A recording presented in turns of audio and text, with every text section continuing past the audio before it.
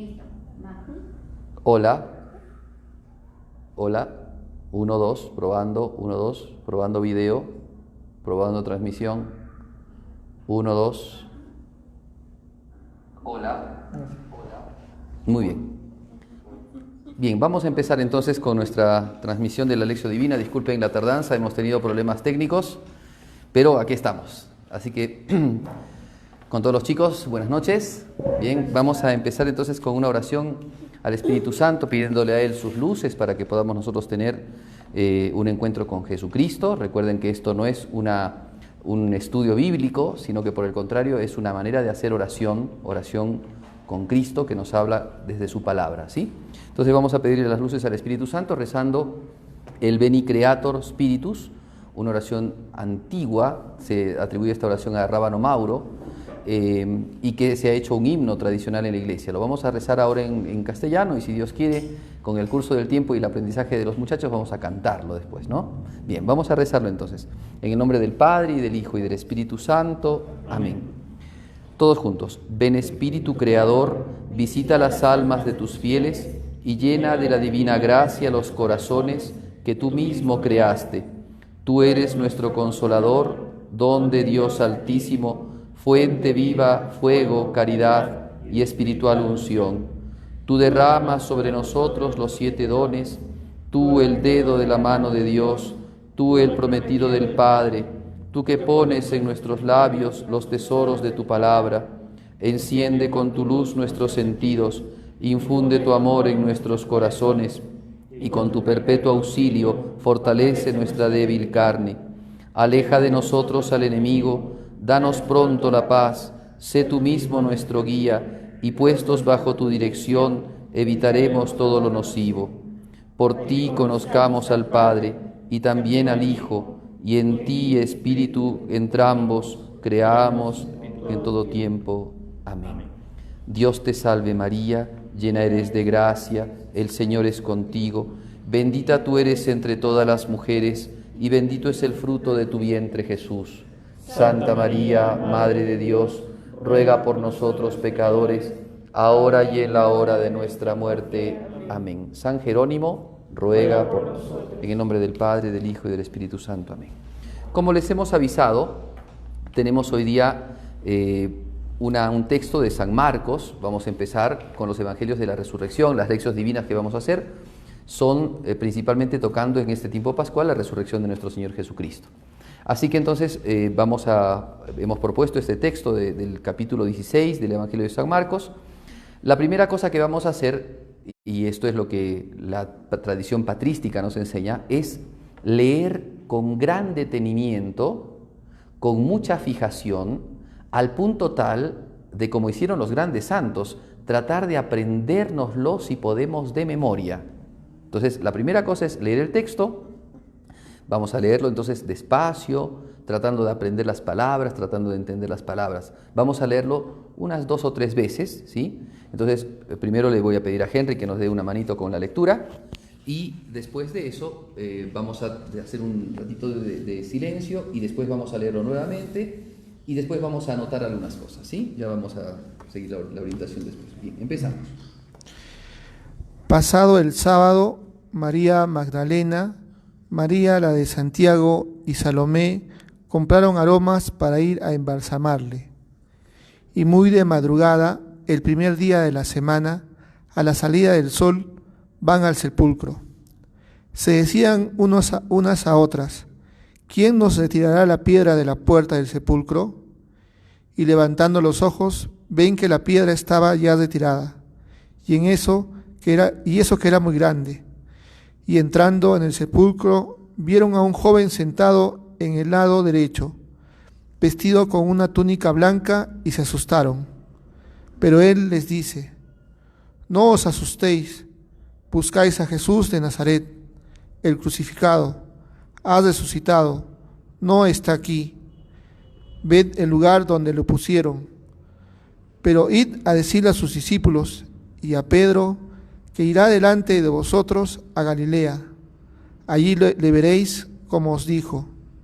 Ellas salieron huyendo del sepulcro, pero un gran temblor y espanto se había apoderado de ellas, y no dijeron nada a nadie porque tenían miedo. Muy bien, vamos ahora entonces a hacer una lectura breve, silenciosa, cada uno, y a partir de esto vamos a leerlo nuevamente el texto, ¿no? Entonces primero leamos una vez más el texto, lentamente, no es muy largo, pero hay que leerlo, digamos, con mucha atención, tratando de quedarnos con las palabras, como les decía antes, tratando de inclusive querer aprendérnoslo de memoria, ¿no? Saber exactamente los personajes, digamos, los nombres de las personas, el lugar por donde estaban, la situación que vivían, tratando un poco de fijar un poco, digamos, estas cuestiones.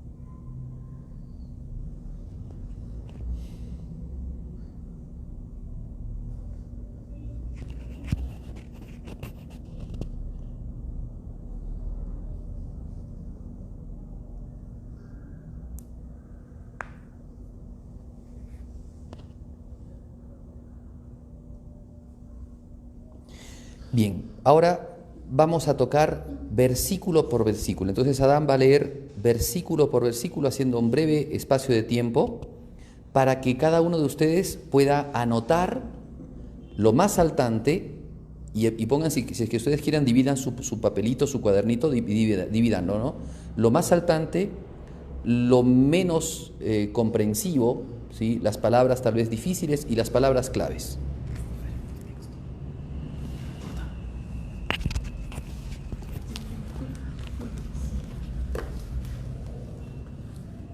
Cuando pasó el sábado, María Magdalena, María, madre de Santiago, y Salomé compraron aromas para embalsamar el cuerpo.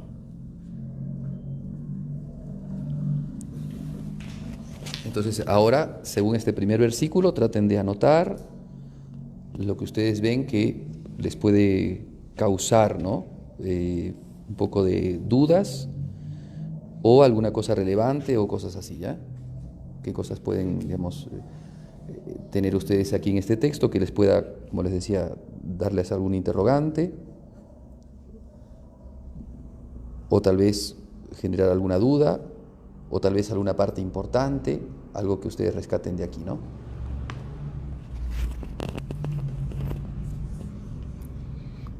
Y muy temprano, en ese primer día de la semana, llegaron al sepulcro apenas salido el sol. Se decían unas a otras: ¿quién nos removerá la piedra del sepulcro?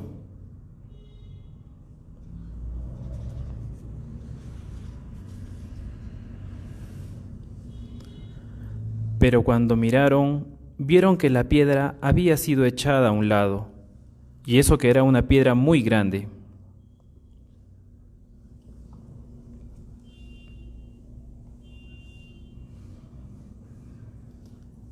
Al entrar en el sepulcro, vieron a un joven sentado al lado derecho, vestido enteramente de blanco, y se asustaron.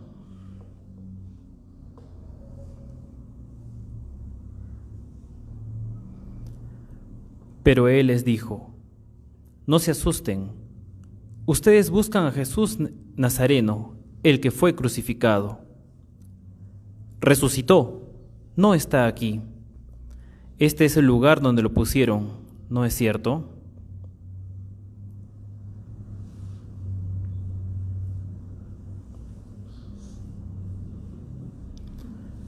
Ahora bien, vayan a decir a Pedro y a los otros discípulos que Jesús irá delante de ustedes a Galilea.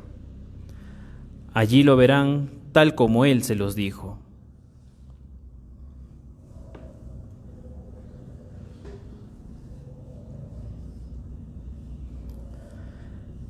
Entonces las mujeres salieron corriendo del sepulcro. Estaban asustadas y asombradas, y no dijeron nada a nadie de tanto miedo que tenían.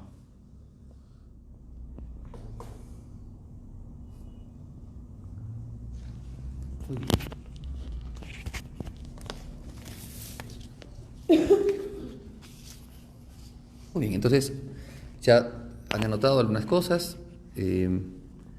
Vamos a ir avanzando entonces en el estudio de este texto y en el conocimiento, ¿no?, de algunos elementos que hay de la resurrección de nuestro Señor Jesucristo que nos van a ayudar mucho para nuestra oración y nuestra vida espiritual y nuestro discernimiento. Bueno, la primera cosa que tenemos que decir acá, ahora la manejo solamente brevemente, es que si ustedes leyeran los textos de los distintos evangelios, San Marcos es 16, capítulo 16, San Mateo me parece que es el capítulo 24, ¿sí? San Lucas me parece que es capítulo 21, van narrando cosas distintas. Y ese es el primer gran problema que por ahí tenemos cuando queremos hablar de la resurrección. Yo no quiero entrar en los detalles de lo que dice uno porque vamos a verlos, o sea, después, cuando vayamos pasando los distintos textos, vamos a verlos estas diferencias. Pero han habido varios santos, doctores de la Iglesia, y también exégetas buenos, ¿no?, teólogos buenos en la Iglesia, que han tratado de hacer una compilación. Entonces yo más o menos, en base a una compilación muy linda que tiene el cardenal Gomá, Isidoro Gomá, o Isidro Gomá, en un libro que se llama El Evangelio Explicado, él hace justamente tratando de hilar, él dice, bueno, son muchas cosas que se dicen aquí, y que algunos dicen solamente María Magdalena. Por ejemplo, San Juan dice María Magdalena fue a ver el sepulcro, no habla de las otras mujeres. San Lucas, además de hablar de María Magdalena, María la de Santiago y Salomé, habla también de una Juana, que acá en este texto no aparece.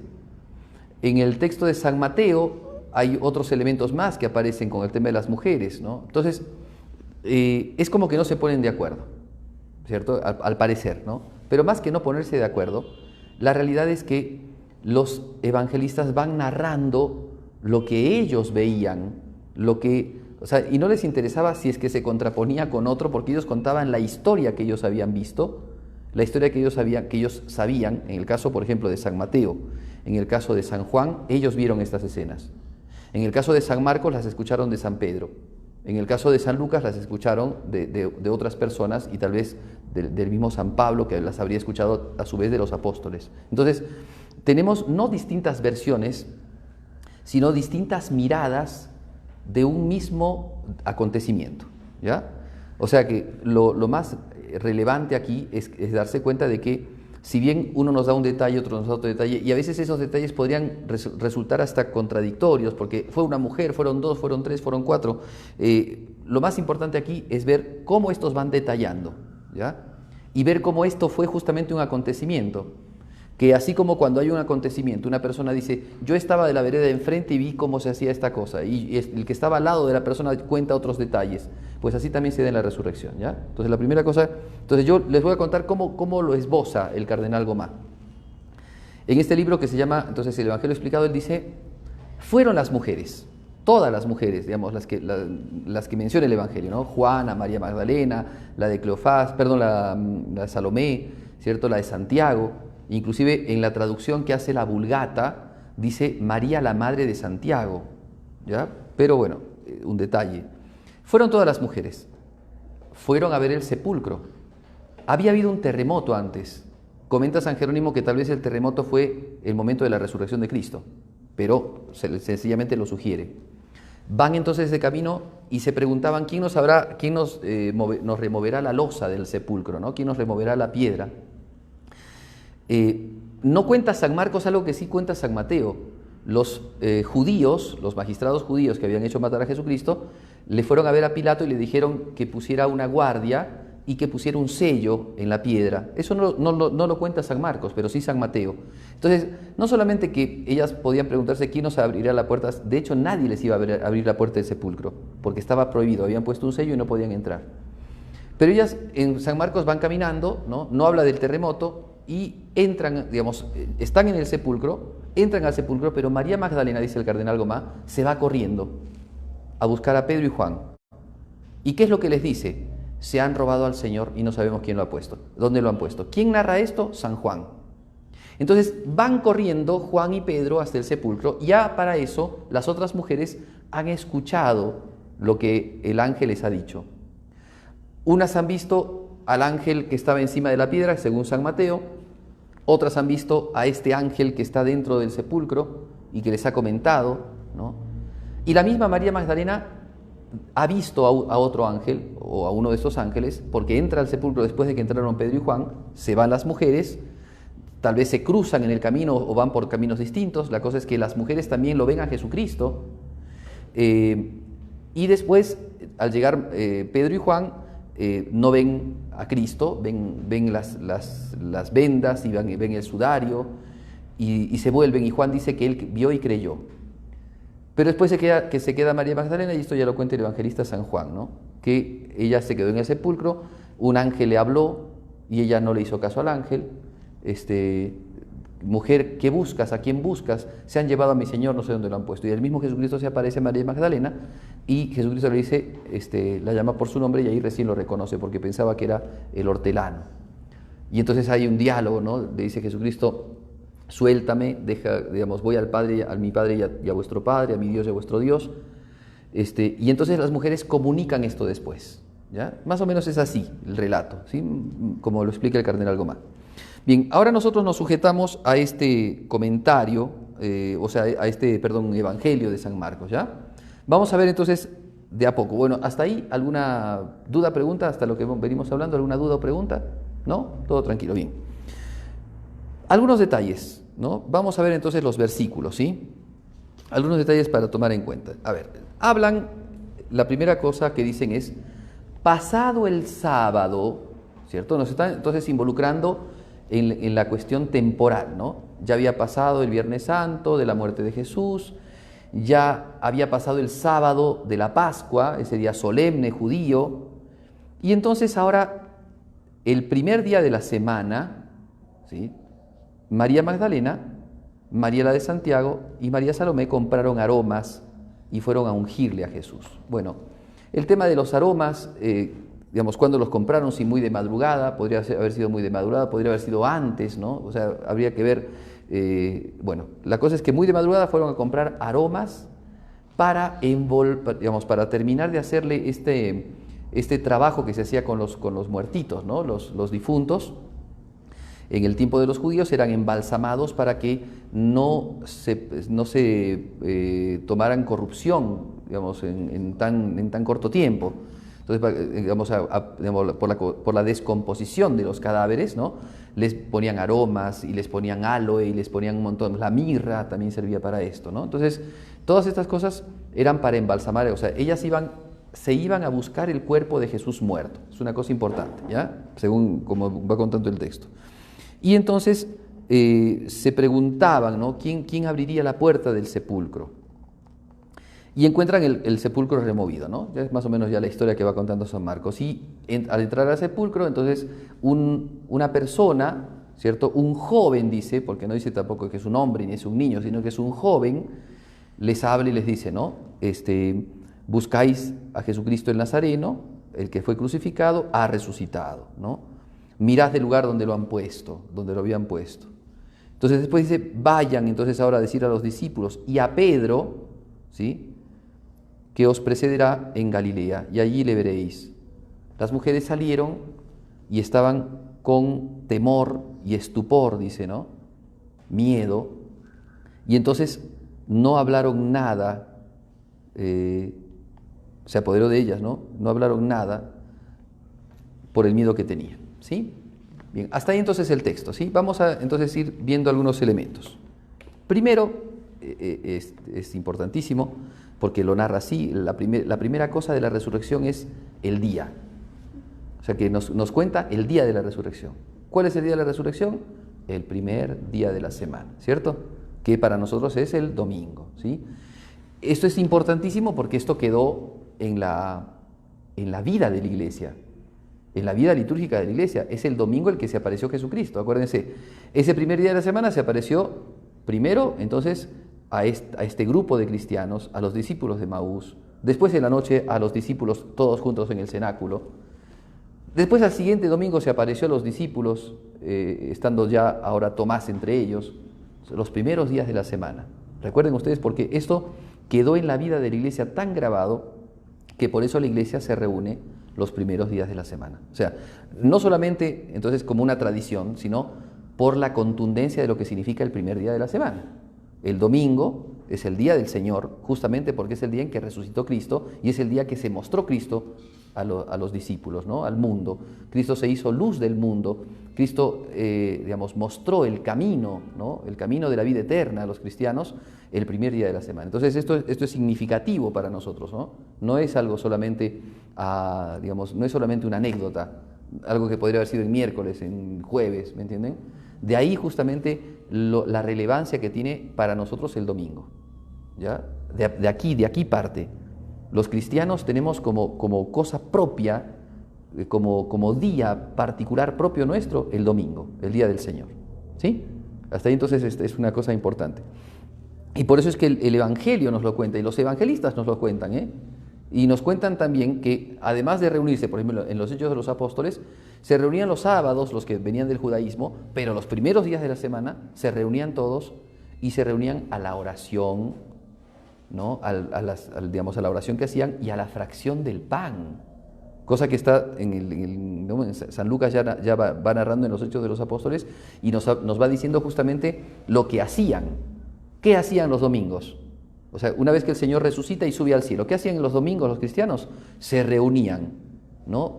Para recordar el acontecimiento de la resurrección, para rezar y para la fracción del pan, que era la Eucaristía, ¿cierto? ¿Qué es la Eucaristía? Entonces eso es algo que ha quedado en la vida de la iglesia.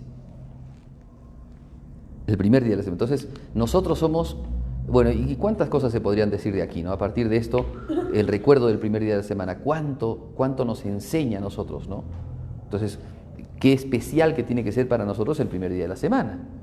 Es el día de Jesús, no puede ser cualquier día, no puede ser un día, o sea, no puede ser para nosotros un día cualquiera, no puede ser un día de trabajo, no puede ser un día de hacer lo mismo que hacemos toda nuestra vida. Tiene que ser un día especial para nosotros, un día del todo particular, porque es el día de Cristo. Si somos cristianos, tenemos que ser como esta comunidad cristiana, como este grupo de cristianos que lo primero que percibieron era el día del Señor, ¿no? Sí, muy importante. Bien, eso es un elemento que podemos decir. Ahora, otro elemento es hablar de las Marías, ¿sí? La otra vez yo leía ahora como todo se transmite, ¿no? Por las redes sociales y qué sé yo, leía una especie de comentario como gracioso, ¿no? Que decía que si Jesús se apareció a las mujeres era porque quería que se enterara todo el mundo de la resurrección, ¿no? Miren, puede sonar como gracioso, pero ciertamente que es muy superficial ese comentario, ¿no? Es más bien un chiste que otra cosa, porque ciertamente que Cristo, si eligió a las mujeres era por algo muy importante, y esto hay que ajustarlo a lo que nos enseña el Evangelio. Recuerden ustedes que las primicias, ¿no? O sea, lo primero de la redención, si bien Dios habló a los profetas de que iban a ser el Redentor, que iban a ser el Salvador, sin embargo, las primicias, ¿no? de la redención las recibió la Virgen María, la mujer, ¿no? Esta mujer que esperaba la salvación de Israel y que Dios la tomó, ¿no? Como a su reina, como a la madre de su hijo. Y entonces ella es la que nos lo da. Entonces, nosotros tenemos gran devoción a la Virgen, que es mujer, porque Dios nos la propuso. El Papa San Juan Pablo II, en esa encíclica tan bonita que se llama Mater Redemptoris, ¿no? O sea, Madre del Redentor, Redemptoris Mater, en esa encíclica él dice que nosotros no somos los que le involucramos a la Virgen, fue Dios. La historia de la salvación es la que introdujo a la Virgen María, no los cristianos. Los cristianos hemos acogido la historia de la salvación y es Dios el que introdujo a la Virgen. Bueno, Así entonces como introdujo a la Virgen en la encarnación y en la vida de Jesús, así también introdujo nuestro Señor a estas mujeres en la obra del testimonio, la obra testimonial de su resurrección. Y esto es muy importante. ¿Por qué? Porque María es la transmisora de la vida, pero no de cualquier vida, no de la vida humana como cualquier mujer, sino de la vida misma que es Dios. Jesucristo dijo, yo soy la verdad y la vida, ¿cierto? Bueno, la que era inmaculada, esto me parece que lo comenta San Jerónimo, la que era inmaculada, dice, fue la que nos dio al autor de la vida. Ahora, las que fueron redimidas, como el caso de María Magdalena, de la cual dice después el Evangelio de San Marcos dirá, Jesús expulsó 7 demonios, es la que nos da los anuncios justamente de lo que viene a partir de la redención, o sea, de lo que viene a partir de la cruz, que es la resurrección. Pero eso también es la vida eterna. La Virgen ya nos da todo, ¿no? Nos lo da Cristo, que es la vida eterna, la vida sobrenatural, pero las mujeres nos muestran la nueva vida. Las ha hecho Jesucristo testimonios de la nueva vida, que es la vida eterna, la vida que no tiene fin, la vida que no tiene ya tiempo, la vida que pasa por encima de la muerte. Bien, hasta ahí se va entendiendo, ¿no? Las mujeres son, por tanto, un medio, un instrumento importantísimo para la fe católica, para la vida de la Iglesia. Y por tanto, miren, desde el Evangelio, para todos aquellos que por ahí con ciertos conocimientos sesgados, ¿no? Dicen que la Iglesia y que el Evangelio y que la religión católica segregó a la mujer, apartó a la mujer. Miren ustedes lo que nos está diciendo el Evangelio, nada más lejano a esto. A la primera que convoca a Dios, antes que a un hombre, es a la Virgen María. A las primeras que les anuncia la resurrección, más que al mismo Pedro, a Bernabé, a Juan, es a las mujeres. Y entonces las mujeres toman un papel protagónico en lo que significa la comunicación de la vida. ¿Se dan cuenta? Es como que esta realidad natural que Dios le ha dado a la mujer, este tesoro enorme que es justamente la capacidad de dar la vida, ¿no? De dar a luz, de mostra, ¿no? O sea, de entregar un hombre al mundo, un ser humano al mundo. Por tanto, a eso justamente se llama dar a luz. Así también se sirvió, ¿no? de María Santísima para dar a luz, la luz del mundo. Y se sirvió de las santas mujeres, de estas mujeres que no eran inmaculadas desde su concepción, muchas eran mujeres que habían caído en pecados posiblemente, y qué sé yo. María Magdalena era una de ellas, a las que Dios les da el papel protagónico de también dar la luz de la resurrección. Comunicar, porque el ángel después le dice, cosa que veremos después. ¿Sí? Entonces miren ustedes cuánto ya hay de acá de riqueza, ¿no? Porque no estamos hablando ya de manera relativa, sí, a la mujer que le queremos dar un puesto especial en la iglesia ahora, en este tiempo, porque está postergada, está segregada, eso ya se lo había dado Cristo. Nosotros no le damos nada ahora. El rol, el papel importantísimo de la mujer es justamente el de dar la luz. Y después también se ve esto, ¿no? ¿Y por qué Dios la ha dotado a la mujer? O sea, estos hechos, ¿no? que nos manifiestan, ¿qué cosa nos muestran?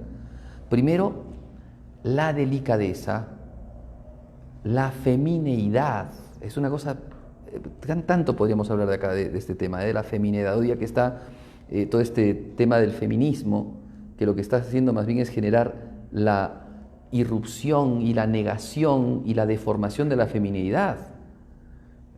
Estas mujeres, miren, es muy interesante. ¿Qué cosa van a hacer? Van a hacer una obra de delicadeza, ¿no? Entonces, es una obra de piedad. Ellas van con ese espíritu delicado, ¿no? De tratar ese cuerpo que ha sido destruido, ¿no? Que ha sido arrollado, que ha sido maltratado hasta la muerte. Van ellas con ese espíritu delicado, ¿no? De curar en la medida de sus posibilidades, ¿no? De echar aceite a las heridas, delicadamente, ¿no? Eso es uno de los grandes trabajos de las mujeres, su sensibilidad tan especial, que hace que justamente lo que parece duro, áspero, ellas lo lo suavizan, ¿no? O sea, con su personalidad, con su intuición, con su sensibilidad, con su capacidad de amar. O sea, esto es importante porque miren, los apóstoles eran los más cercanos, es la verdad. Estaban todos los discípulos y Jesús se los llevaba a los apóstoles, eso está en toda la Biblia, en todo el Evangelio. Eran sus más cercanos. Con él estuvo en la última cena, con ellos estuvo en la última cena, con ellos estuvo en Getsemaní, con ellos estuvo en el Tabor, con ellos estuvo en la barca. O sea, eran los más cercanos. Pero en la resurrección, ¿quiénes son las más cercanas? Las mujeres. Entonces, evidentemente no es porque querían que todo el mundo se enterase. Era porque Dios le da un papel muy especial en la comunicación de la vida natural, de la vida humana, ¿cierto? Y también de la vida sobrenatural. Porque esto lo decía el Papa Francisco creo que fue una entrevista que le hicieron, no me acuerdo muy bien, pero yo se lo escuché, no lo leí, lo escuché, que decía, ¿no? ¿Quién comunica la fe a las generaciones? O sea, la iglesia te predica, te da la catequesis, pero en la casa, en la vida cotidiana, estos grandes hombres, ¿no? Que son hombres de fe, estos profesionales, ¿no? Que son hombres de fe, que se casan, son hombres buenos, que creen en Dios, que creen en la Virgen, que creen en los sacramentos, que viven la vida cristiana. ¿De dónde han sacado su fe? ¿Quién se las dio? Sus madres, son las mamás. Las mamás comunican, por eso entonces la transmisión, no solamente de la vida humana, de la vida natural, que hoy día está tan golpeada, ¿no? con tremendos crímenes como el aborto, sino que también la comunicadora de la fe entra por el oído, y la fe es dada justamente de padres a hijos, de manera tradicional, y la madre tiene un papel espectacular allí, ¿no? Un papel protagónico. Entonces es una cosa importante. Miren cuántas cosas en un versículo, ¿sí? Sí, pienso que es un versículo lo que hemos visto. Bien, pero también esto es importante. ¿Esto de qué habla también? De la piedad. O sea, de esta capacidad humana de honrar a Dios, de servirlo a Dios, y de esa piedad especial que tienen las mujeres. Porque yo esto lo he escuchado muchas veces de sacerdotes, de gente que observa, ¿no? A una iglesia, la parroquia, un oratorio, quien más frecuenta son las mujeres. O sea, los varones tenemos nuestra piedad, tenemos nuestra devoción, rezamos, qué sé yo, pero las mujeres tienen una devoción muy especial. Y en ese sentido no podemos decir que rezan más que los varones, pero sí manifiestan una piedad mucho más exterior, al menos, en cuanto a lo exterior, una piedad mucho más intensa que muchos de nosotros. Entonces, esto que se ve acá es un modelo de esa piedad femenina. ¿Se dan cuenta? Van con aromas, ¿ya? Van con el buen olor, van al sepulcro y van a adornar, ¿no? Me hace acordar mucho, por ejemplo, a Santa Rosa de Lima. Santa Rosa de Lima le encantaba adornar los altares de la iglesia de los dominicos, le encantaba. Y dice que siempre ponía en el sagrario, siempre ponía hojitas de albahaca que tenían mucha fragancia, y siempre había en ese sagrario, siempre al costadito había un maceterito o un florerito con hojitas de albahaca para, digamos, dar el buen aroma, ¿no? Digamos, a lo que estaba alrededor del Santísimo Sacramento. Piedad, cosas de delicadeza, ¿cierto? Que a veces los varones no las tenemos, pero las mujeres sí, ¿no? Entonces, decir de esto, ¿no? Ya, digo, pasemos para seguir. A ver, ¿alguno tiene alguna preguntita, duda, consulta de ahí, de ese versículo? ¿Alguno anotó algo? ¿Hasta ahí todo claro? Sí.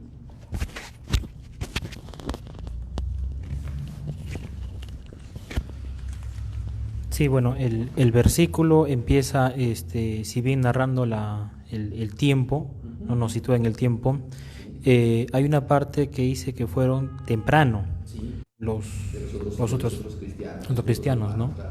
¿No? Tan fuerte a la fe que no creyeron que la piedra estaba movida, porque bien es cierto que la piedra era muy grande, Entonces, también van con mucha fe o ya creían que iba a pasar esto. Entonces, esa es la duda que genera. Muy bien. Primero, dice Monseñor Fulton Sheen en su libro Vida de Cristo, jamás podemos pensar que las mujeres esperaban la resurrección. Iban con aromas no a buscar al resucitado, sino a buscar el cuerpo yacente de Jesús.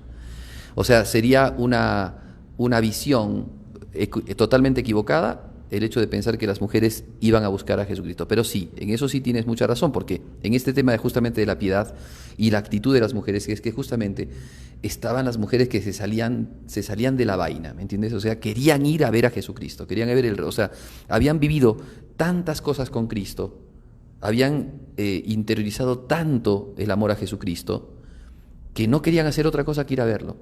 Si les impedía algo a ellas, no era la piedra, era el sábado.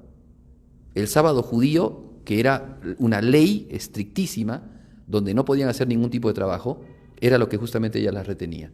Una vez que terminó el sábado, ellas van corriendo. Ni la piedra es obstáculo para ellas. Y esto suena hasta a veces a locura, ¿no? Porque 4 mujeres, 5 mujeres, ¿cómo van a remover una piedra enorme, no? O sea, eso se remueve entre muchas personas, ¿no? Entonces, por eso es que ellas se preguntaban, y hasta suena como te decía, que suena como a medio loco, ¿no? O sea, no tenemos quien nos abra, pero no importa, vamos nosotros. O sea, ellas están convencidas, están con el deseo, con el dolor del corazón y con las ganas de hacer algo por Cristo, de hacer algo por el Señor muerto, de hacer algo por el cadáver del Señor. Algo tienen que hacer. Entonces, por eso se mueven así muy temprano, muy al despertar. Y van a los aromas ¿no? y se van al sepulcro por esa razón. Entonces, es importante, sí, el tema de la madrugada también, para hacernos ver. También en esto hay un salmo que dice, ¿no? Oh Dios, tú eres mi Dios, por ti madrugo, mi alma está sedienta de ti, mi carne tiene ansia de ti, como tierra reseca, agostada sin agua. Salmo precioso, porque habla ya no solamente de las mujeres, sino habla de las almas que necesitan de Dios, de las almas que buscan a Dios y que desde la aurora hasta la noche lo buscan, ¿no? También hay otro salmo que dice así, que entonces se levanta muy temprano para adorar a Dios, para buscar a Dios, ¿no? Porque nuestra alma tiene sed de Dios.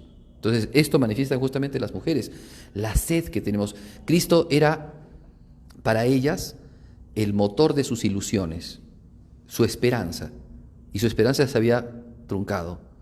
Pero ellas, en una actitud de vehemente deseo de buscar al Señor, se van a buscar aunque sea el muerto. ¿Te das cuenta? Entonces es el deseo, también en esto se ve claramente el deseo de Dios. Así como dice en un salmo también, como la sierva busca las corrientes de agua, ¿no? El siervo sediento, cualquier animal en realidad sediento va en busca del agua, así mi alma te busca a ti. Entonces, por eso es que la madrugada habla justamente de que lo primero que se les ocurre, lo más importante, lo más esencial es buscar al Señor, ¿no? Eso también habla entonces de la búsqueda del alma hacia Dios, ¿no? También eso ya es un sentido más místico, ¿no? Más espiritual. Muy bien. Seguimos un poco más. Los aromas. Otro detalle, ¿no? ¿Estamos todavía en el versículo? ¿Estamos en el versículo 2? Sí.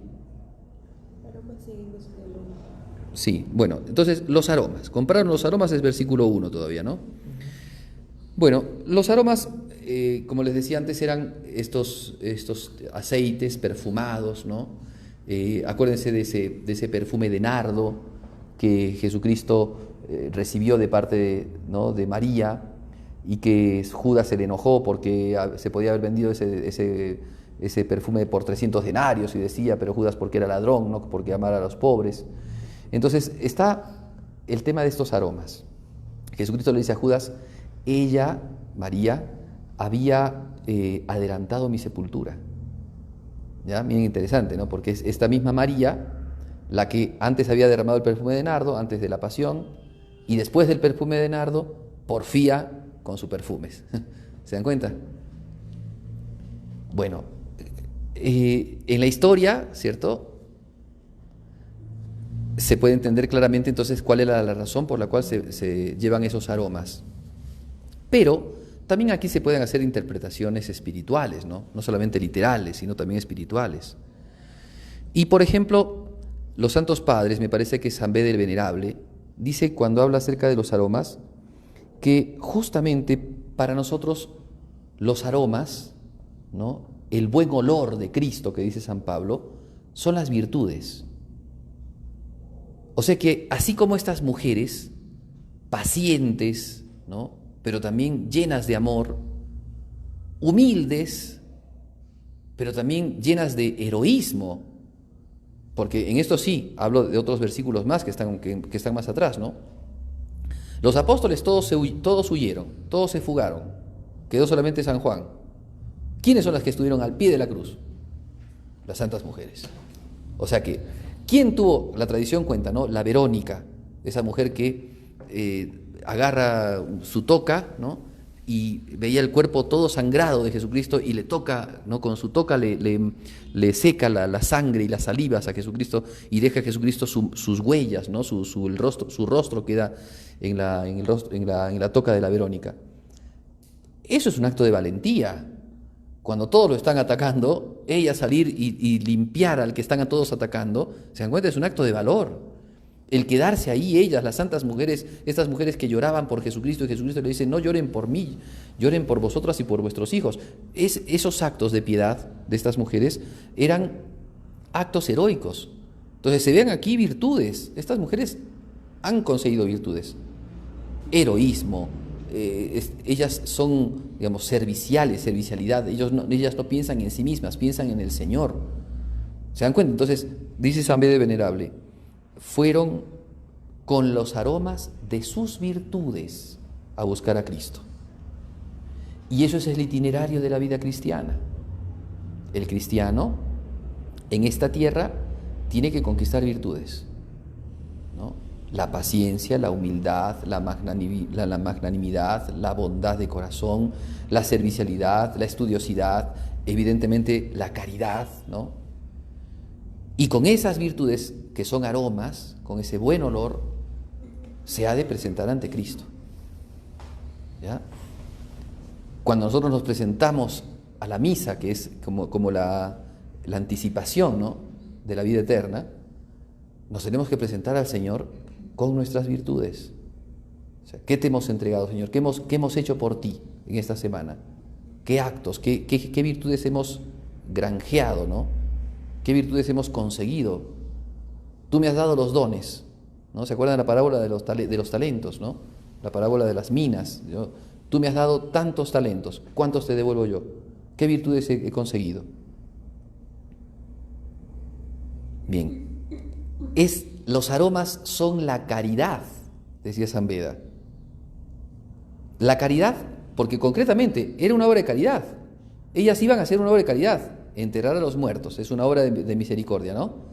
Rezar por vivos y difuntos, pero ahora, enterrar a los muertitos era la obra que hacía, por ejemplo, Tobit, el papá de Tobías, que lo persiguieron un montón de veces. No sé si ustedes saben la historia de Tobías en el Antiguo Testamento. Era un hombre recontra bueno, un hombre que enterraba a los judíos, que los mataban, los dejaban en el campo y los enterraba. Y había prohibición de que los enterraran en el campo, ¿no?, que los enterraran a los judíos, porque estaban perseguidos, pues. Y iba, los enterraba. Y ya le habían cantado la pena de muerte, y él seguía enterrando, ¿no? O sea, era un hombre que hacía esas obras de misericordia. Bueno, estas mujeres van a buscar el cuerpo de Jesús para hacer una obra de misericordia. Por tanto, es la caridad material. Pero también esto es signo de nuestro servicio en la liturgia. Fíjense ustedes, ¿no? En los ritos. ¿Cómo servimos nosotros al Señor? A ver, cómo nosotros en la liturgia, en la vida de la iglesia, en la vida de la oración de la iglesia, cómo nosotros, ¿cuáles son los aromas que llevamos al Señor? El incienso que le llevamos al Señor cuando vamos a la misa, ¿no? A veces nos acostumbramos, vamos a la misa, porque vamos a la misa, pues domingo, que no queda otra, ¿no? No vamos a cometer pecado mortal, pero no es así. Los domingos tenemos que llevar como esto. O sea, ustedes tienen que pensar eso, porque eso es, claro, eso ya va a ser cuando ustedes cuando hagamos, ¿no?, la oratio. Ustedes tienen que ponerse a pensar, a ver, Cristo también me pide a mí que los domingos, cuando voy a la misa y los días que participo de la misa, lleve también mis aromas. ¿Se dan cuenta? ¿Qué aromas le llevó al Señor? Ok, es un tema como para el siguiente paso, ¿no? Yo sencillamente aquí les planteo el asunto. La liturgia, ¿no? La manera de servirle, eso pasa por los sacerdotes, pasa por los diáconos, por los ministros sagrados, por los laicos también que colaboran, que ayudan en la liturgia. ¿Cómo tiene que ser nuestro servicio a Dios, ¿no? De hermoso aroma, ¿no? Sencillo, pero también solemne, digno, ¿no? Digno por la condición de nuestro corazón, vivir en gracia, digno también por los actos que hacemos. Cómo hay que evitar en las celebraciones de la misa las payasadas, las cosas que parezcan shows, las cosas que quiten la fuerza a Jesucristo. Entonces, donde se pongan de protagonista el acólito o el cantor o el salmista, ellos no somos los protagonistas, el protagonista es Cristo. Es como que nosotros nos echamos los aromas, ¿se dan cuenta? Y es Cristo al que tenemos que echarle los aromas. Bien, tanto para decir en esto, por eso, versículo 2. Estamos un poco... Sí. Bueno, una pregunta sobre los aromas. ¿Era usual que se llevara aromas o era algo que ellas querían hacer por Jesucristo? Sí, era tradición, era su costumbre. Porque justamente como les dije antes, ¿no? Ellos tenían la costumbre de momificar, ¿no? a los muertitos, embalsamarlos para que no se pudrieran tan rápido sus cuerpos, y era su manera, y los embalsamaban, o sea, y los momificaban, les ponían vendas, ¿no? Así aparece, por ejemplo, en Lázaro, cuando Jesucristo lo resucita a Lázaro salió como saltando porque tenía todas las vendas, encima es una momiecita que iba saltando, iba saliendo del sepulcro resucitado, ¿no? Era la manera de hacer eso con los, y como te digo, echaban los aromas, echaban aloe, echaban también mirra, que es una sustancia justamente que conserva, ¿no? Un poco más los cuerpos, ¿ya? Muy bien, ¿cómo estamos de hora? Porque que no se nos pase mucho el tiempo. ¿Vamos bien? 8:30. Bueno, vamos a avanzar, si podemos, un versículo más, si nos da, ¿sí? Bueno, ya hemos dicho entonces, yo muy de madrugada, la hora que mencionabas tú, cuando salía el sol, ¿sí? También aparece esto. Acuérdense que el sol es figura también de Cristo, el sol que nace de lo alto, dijo Zacarías cuando le anuncian, ¿no? O cuando nace San Juan Bautista, habla también de Jesucristo, ¿no? Por entrañable misericordia del Señor nos visitará el sol que nace de lo alto. Entonces ese sol es Jesucristo, es la luz del mundo, ¿no? Cuando salía el sol, ya el sol anunciaba, ¿no? Dirá, me parece San Jerónimo, el sol anunciaba lo que el verdadero sol había realizado, ¿no? O sea, el sol, la luz que salía, que rompía las penumbras, era figura de Cristo, que es el sol que luce en las tinieblas. Bien, después viene el tema de la piedra, ¿no? ¿Quién nos removerá la piedra? Bueno, lo que habíamos comentado un poco antes, que nos habíamos adelantado, pero es cierto, ellas en su vehemencia no sabían quién iba a hacer esta obra enorme de quitar una piedra, ¿no? Una cosa que no podían hacer. La idea era, si podemos decir claramente que para ellas era imposible retirar esa piedra. Para 4 mujeres un pedrón enorme es imposible, para 4 hombres también, a menos que tengan alguna herramienta, ¿cierto?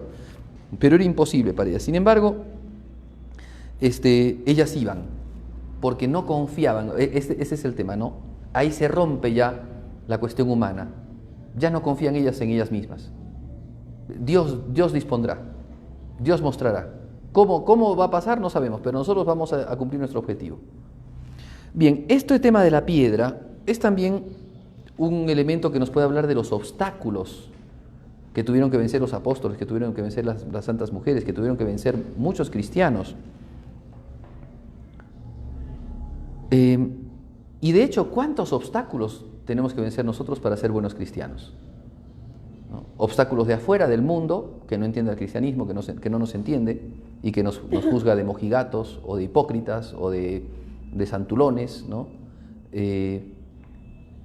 Obstáculos también, y eso también se inserta en nuestras familias, ¿no? Muchas veces nuestras familias no entienden al chico que es cristiano, a la chica que es cristiana. piensan que pierden el tiempo, que tendrían que dedicarse a otras cosas. Estos que, recuerden ustedes la parábola del sembrador, dice, tiró un poco de semilla en el camino, pero otro poco de semilla tiró en el piedral, o sea, entre las piedras. Entonces, como también es importante remover la piedra del sepulcro, es importante también para nosotros remover las piedras de nuestra vida espiritual, que son muchas veces los pecados, los afectos desordenados, las pasiones no controladas, los caprichos.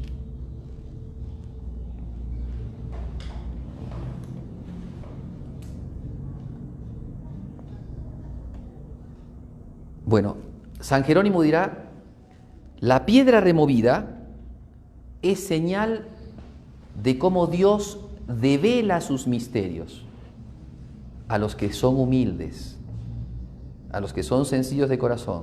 ¿Se acuerdan esa frase que dice Jesucristo? Te alabo, Padre, Señor del cielo y de la tierra, porque estas cosas se las has escondido a los sabios, pero se las has revelado a la gente sencilla. Bueno, quitar la piedra era justamente el quitar, ¿no? El dar la posibilidad, el mostrar la revelación de la resurrección, el mostrar la resurrección.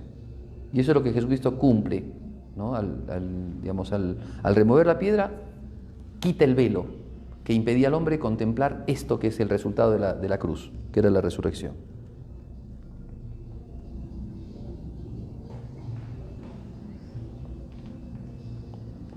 Muy bien. Creo que hasta aquí podemos dar, quedan muchas cosas por decir, pero no hemos terminado, les aseguro. Yo no sé si ustedes quisieran, pero yo creo que convendría terminarlo después, ¿no? En la siguiente vez que veamos esto, conviene terminarlo, ¿no? Bien, ahora vamos a hacer ahora brevemente nuestra meditación, ¿sí? ¿En qué consiste la meditación? Entonces, ya hemos visto con esto lo que el texto dice a la iglesia, ¿no? Dice a todos los cristianos. Bueno, ahora cada uno tiene que ver lo que el texto le dice a cada uno, ¿no? Lo que el texto te dice a ti, ¿ya? Entonces, hasta donde hemos visto, traten de aplicar ese texto a su propia vida. ¿Qué es lo que el texto le dice a ustedes? ¿No? ¿Cuánto el texto les ha hablado a ustedes? Porque cada uno hace la aplicación a su propia vida. ¿Cuánto les ha hablado a ustedes? ¿Cuánto les ha dicho este texto, ¿no? Acerca, por ejemplo, de la piedad. Podríamos anotar algunas cosas si ustedes quieren, ¿no? Primero, por ejemplo, del domingo. ¿Qué cosa te dice a ti el texto acerca del domingo? Segundo, podríamos plantear, ¿no? De la fuerza y del ímpetu de las mujeres que van a ver al cuerpo de Jesucristo, que van al sepulcro de Jesucristo. ¿Qué cosa te dice el texto de la piedad, de tu devoción? Hoy día, miren, es tremendo, ¿no? Uno de los graves problemas que tiene la iglesia es la llamada desacralización. La gente ha perdido la piedad. La gente no se da cuenta, entra a la iglesia y como que entrar al mall. La gente ha perdido el sentido de la oración, el sentido de la piedad, el sentido de lo sagrado. Uno lo observa muchas veces, por ejemplo, cuando ve a la gente recibir la comunión, que es lo más sagrado que tenemos, ¿eh? Cómo distraídos, no sé, muchos como si fueran a recibir realmente un pancito, una galletita, y no a Jesucristo, ¿no? Hemos perdido la devoción, la piedad. Lo encontramos también en nosotros muchas veces los sacerdotes que celebramos la misa sin piedad, sin reverencia, sin devoción.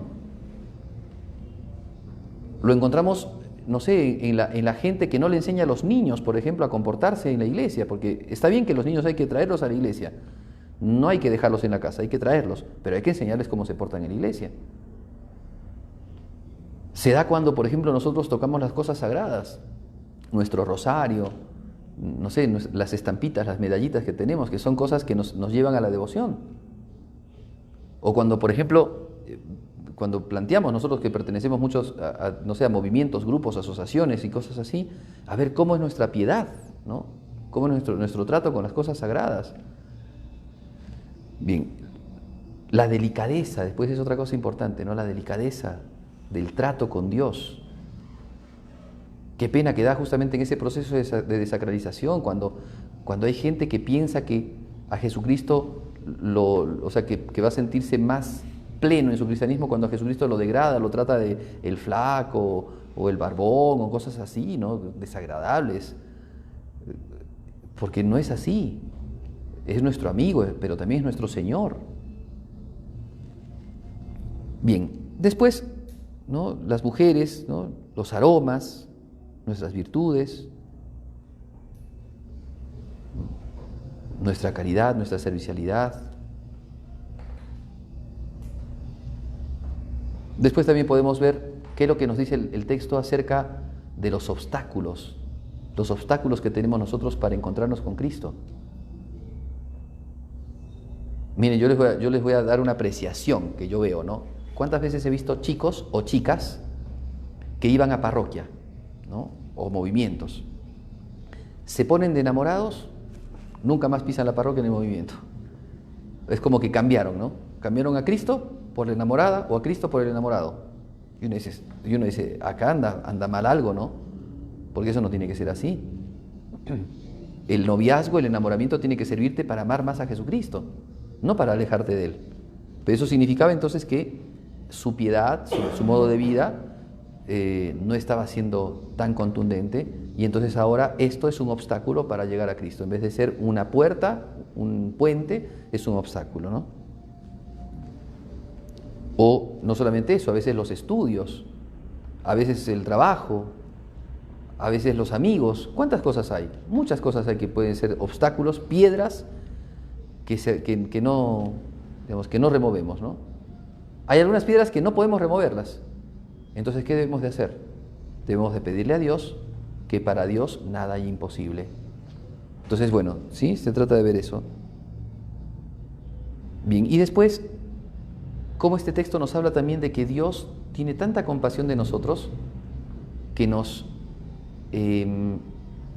deja ver, ¿no? Venid y ved. Cuando los apóstoles fueron a buscarlo a Jesucristo, porque Juan Bautista los llevaba, ¿no?, a hablar con Jesucristo, Jesucristo le preguntan ellos a Jesús, Maestro, ¿dónde vives? Y Jesús le dice, venid y ved. Bueno, es justamente eso, ¿no? Cristo nos abre el sepulcro, nos corre la piedra del sepulcro para que nosotros lo vayamos y lo contemplemos y nos unamos a Él. Muy bien, entonces con esto ya tienen ustedes como para que en sus casas, en sus ratos de oración personal, cuando ustedes vengan a la iglesia a rezar, puedan hacer esta parte de la meditación, ¿cierto? Que es entonces saber qué es lo que el texto me dice a mí, y después hagan también la oración, la oratio, que consiste en lo que ustedes le dicen a este texto, lo que ustedes le dicen ahora al Señor a partir de lo que han escuchado de este texto, de lo que han aprendido de este texto. ¿Qué le dicen al Señor? Entonces, esos son propósitos, esos son promesas, esos son comportamientos, conducta, conversión. Esas cosas son las que ahora las que ustedes tienen que, digamos, a partir de esto tienen que plantearse. Y por último, que también lo van a hacer ustedes ya solos, ¿no?, en su oración personal, entonces ahora contemplen, ¿no?, que es la parte tal vez más hermosa. Alguno me dijo alguna vez, eso es lo más difícil, padre, pero no, es lo más hermoso, porque una vez que tú te has unido al texto por medio de la asimilación intelectual, por medio del conocimiento, del razonamiento, has escuchado a Jesús y le has hablado ahora a Jesús y has sacado tus propuestas para Jesús, pues ahora tienes que unirte a Jesús en el amor, ¿no? Eso es justamente la contemplación, en amarlo, en percibir cuánto Dios te da a partir de esto y cuánto tienes que gozar, ¿no? Gozar de lo que Jesucristo te ha enseñado. Muy bien. Listo. Entonces, hasta aquí, ¿no?, nuestra primera lección, ¿sí? Bien. ¿Les ha parecido bien? ¿Les ha gustado? ¿Sí? Ok. Entonces, bueno, vamos a tratar de seguir la próxima semana. Entonces veremos la parte que nos queda, ¿cierto? Hasta el capítulo 9. Intentaremos llegar al capítulo 9, al versículo 9, ¿ya? Bien, entonces ustedes también, los amigos de que nos están viendo por Facebook, vayan entonces viendo si es que tienen alguna preguntita, tienen consultas, participen, estamos a su entera disposición. Nos encontramos entonces el próximo viernes a las 7:30 para nuestra próxima lección divina. Que Dios los bendiga mucho, que la Virgen los guarde y los proteja. Hasta luego.